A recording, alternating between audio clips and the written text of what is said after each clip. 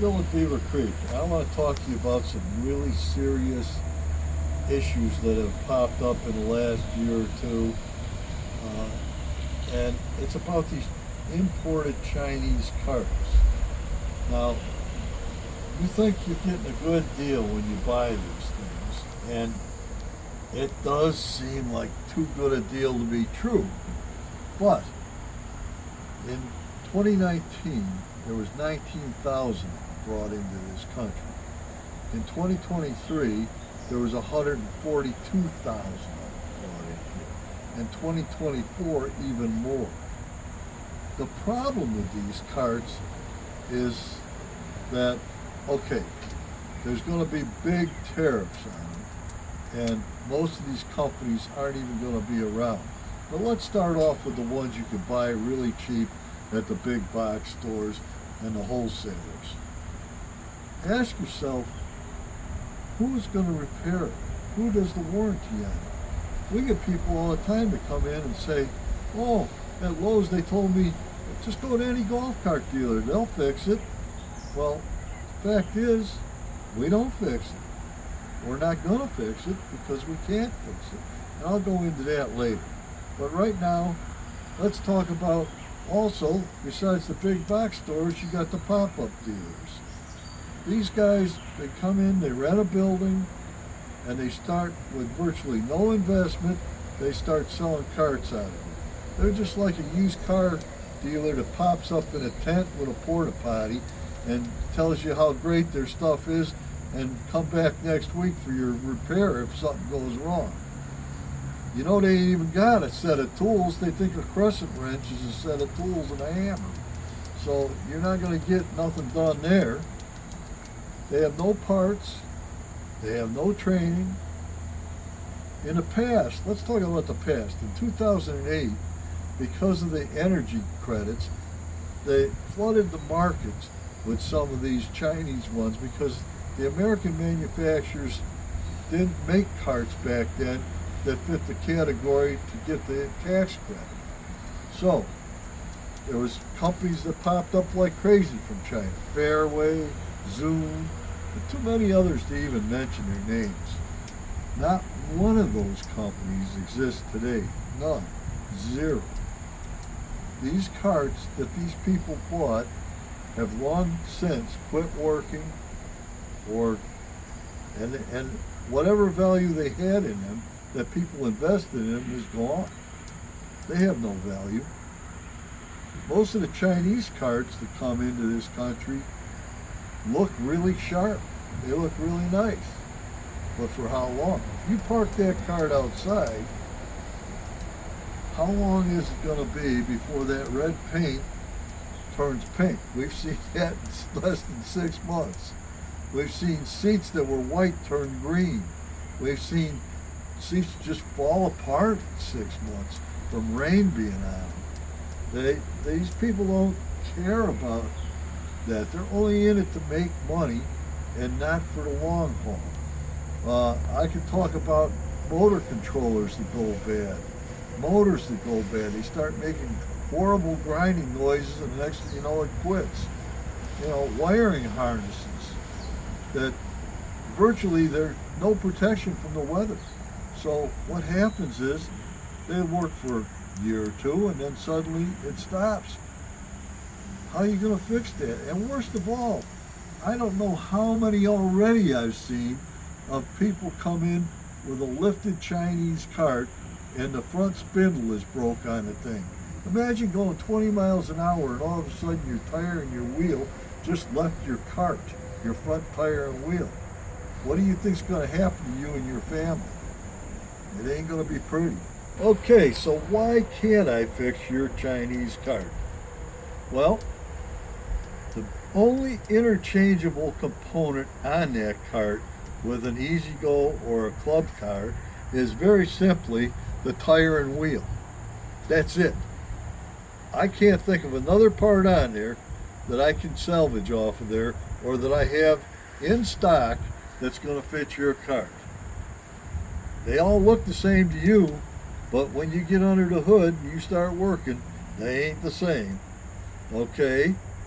The other thing I don't have is the diagnostic equipment. And in fact, I'll say this as plain as I can say this. If it ain't got a Curtis controller in it, it shouldn't even be sold, because that's the only one I know of that I can get good diagnostics out of with a handheld diagnostic tool. It will tell me virtually what's wrong with that cart, but even then, I have to send my mechanics out, my technicians, to school to learn to understand the codes that come out of that thing, because the engineers don't talk in the same language that I talk in. They call things different things than what we call them, and we have to learn their talk. So we have to go to training. We're also short manuals. Have you ever tried to read a manual on how to assemble something that came from China? It's usually not written, even though it's written in English, it doesn't make sense half the time because they haven't translated it very well. And wiring diagrams, I can't even tell you where you're going to find one of them. But if you find it, how much are you going to pay me? My mechanics get paid, and a reasonable amount of money, actually not enough money in my opinion. But they need, in order to be able to do this stuff, they need a lot of training. They need a lot of time. And are you going to pay for that time for them to learn this stuff? I don't think so. Nobody would. So I can't fix your cart, your Chinese cart.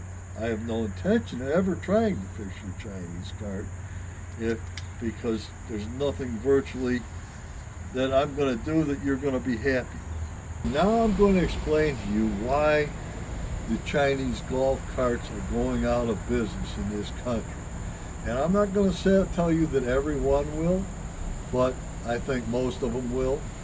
Maybe one will survive, maybe two, I don't know.